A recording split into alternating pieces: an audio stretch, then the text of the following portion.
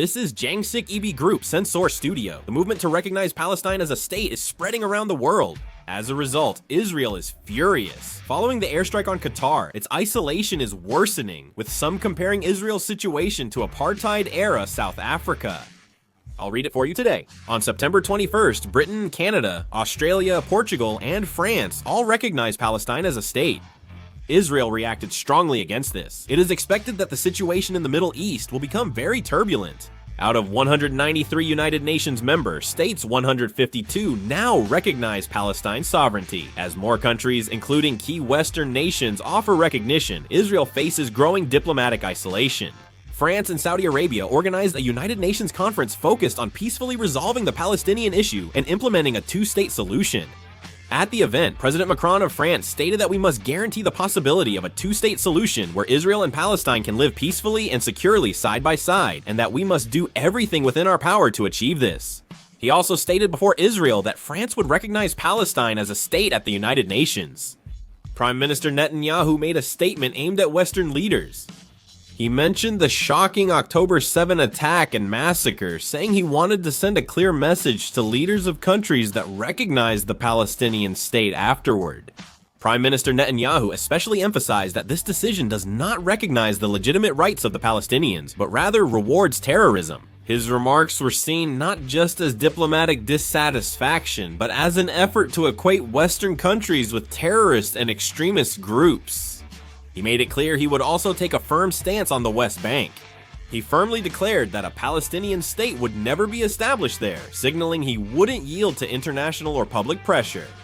This statement was viewed as an official declaration of the Israeli government's policy, not just rhetoric. Outside the venue, tensions rose as the Israeli delegation openly clashed diplomatically, harshly criticizing countries that recognized the Palestinian state. During this process, hardliners within Israel openly argued that they should take this opportunity to annex the West Bank and eliminate the very possibility of a Palestinian state. Their argument was that in order to fundamentally block the international community's move to recognize the establishment of a Palestinian state, they should not delay any longer and must physically and legally incorporate the West Bank into Israeli territory. These remarks have raised international concerns, as they may lead to real policy changes, not just serve domestic politics. Israel has previously taken even stricter actions as international criticism increased. Many believe this hardline stance won't soften easily this time. Prime Minister Netanyahu and his cabinet are making it clear that Israel won't compromise on security or territory, regardless of international opinion. Israel's diplomatic crisis isn't over yet. Recognition of the Palestinian state is spreading. On September 22, Belgium, Luxembourg, San Marino, Malta, New Zealand, and Liechtenstein are expected to join France in recognizing it. Among G20 countries, only the United States, Germany, Italy, Japan, and South Korea don't recognize Palestine as a state. Meanwhile, except for the United States, the other 4 countries did vote in favor of adopting the resolution supporting the implementation of the two-state law on September 12. Of course, the United States is doing its best to block this, but it doesn't seem easy for the United States to stop this trend on its own. In July, France led a ministerial meeting in New York with Saudi Arabia and others for a two-state solution for Israel and Palestine, resulting in the New York Declaration supporting recognition of Palestine. President Macron of France said he would announce this at the United Nations General Assembly in September. The United States warned in diplomatic communications sent to various governments that it opposes any measures recognizing Palestine as a potential state, but in the end, it couldn't stop it. Earlier, I mentioned Israeli cabinet statements about occupying the West Bank and destroying Palestine. This plan was already announced on September 1, 2025, and Israel's attempt to annex the West Bank is a trigger for Islamic countries. Following the September airstrike on Qatar, Arab and Islamic countries have announced they will retaliate against Israel. Around 60 Arab and Islamic nations said they will review ties with Israel. They have also agreed to coordinate their efforts to suspend Israel's membership in the United Nations. Not only neighboring countries, but also Islamic countries have started to join forces. As a result, Israel's diplomatic isolation is deepening even further. The British Broadcasting Corporation reported Israel might face a moment like South Africa's. On September 15th, Israeli Prime Minister Netanyahu admitted during an economic affairs meeting that Israel faces economic isolation globally. This was the first time. Instead of blaming Israel's aggressive acts of war, he put all responsibility on foreign governments and social media. Still, Israel's internal situation is clearly not very good. As I mentioned, the trend of recognizing Palestine as a state is growing stronger. In the fields of culture and sports as well, Israel is becoming increasingly isolated in the international community. Several European countries have threatened to boycott the Eurovision Song Contest if Israel participates. In Hollywood, there have even been statements declaring that they will not cooperate with Israeli film and broadcasting companies. Israel's isolation is deepening even further. If nearby countries recognize Palestine as a state, there likely won't be any immediate or obvious changes. Unless the United States agrees, it won't truly be independent, though the symbolism is significant. First of all, its status under international law would be elevated, and it would gain the status of a state with equal sovereignty under international law.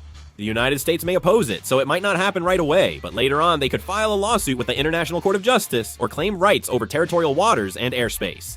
As diplomatic relations grow, pressure on Israel will rise. Israel is growing isolated internationally, with some comparing it to South Africa. International public opinion will further turn against Israel, possibly leading to direct harm from sanctions and trade restrictions. Currently, Western countries are aiming for this. In fact, even if Western countries recognize Palestine as a state, it doesn't seem likely that Israel will back down. Given the current trend, they're likely to respond even more strongly. Stronger international pressure has always led Israel to respond with countermeasures, and this is expected again. The United Kingdom Guardian recently reported that Israel may consider the option of fully annexing the West Bank. This isn't just a simple threat. Israeli cabinet hardliners are openly pushing for the West Bank to become Israeli territory, and it's being discussed politically. If the annexation of the West Bank becomes a reality, the situation in the Middle East could become much more turbulent than it is now. There will be backlash in Palestine, and major Arab countries like Saudi Arabia, Jordan, and Qatar will have to respond strongly. Since Saudi Arabia views the Palestinian issue as central to the Middle East, if annexation becomes official, they will likely take stronger actions beyond just diplomatic and economic pressure. If that occurs, the conflict could easily escalate from Israel and Palestine to a major clash between Israel and the entire Arab world. If Israel responds to the movement for recognizing a Palestinian state by taking a hardline measure such as annexing the West Bank, the response from Arab and Islamic countries could unfold on a completely different level. Key Middle Eastern powers like Surika could reunite over the Palestinian issue. These three countries usually check each other due to sect and interest differences, but they unite in anger and justification over the Palestinian issue. If they actually form an alliance, that alone would put considerable pressure on Israel. At the recent Arab-Islamic summit, leaders officially discussed a joint response to the Palestinian issue. There was talk of immediately revoking Israel's United Nations membership. If they annex the West Bank, actual measures, not just statements, are increasingly likely in response. The strongest asset for Middle Eastern oil-producing countries is oil and gas. If major oil and gas producers like Qatar and Kuwait restrict exports or limit supplies to certain countries, the effects could be enormous. Saudi Arabia cannot back down on the Palestinian issue. As the Islamic world's leader and home to Mecca and Medina, showing passivity on the Palestinian issue could undermine its leadership. If Saudi Arabia leads and works with Iran, Turkey, and Qatar, it could pressure Israel, the United States, and the entire Western world. Such a move could disrupt both the international energy market and the global economy, not just cause diplomatic upheaval. Rising inflation, trade instability, and higher oil and gas prices will quickly cause livelihood problems worldwide. The Palestinian issue is now a global concern, affecting the world economy and daily life, not just the Middle East. The Palestinian issue is usually seen diplomatically or humanely, but if the Arab and Islamic world uses economic leverage, the situation will change entirely. Pressure on Israel could escalate from diplomatic isolation to a major shock, disrupting the global energy order. Israel is very upset. What do you think will happen internationally? Share your thoughts in the comments. That's the end of this video. Thank you.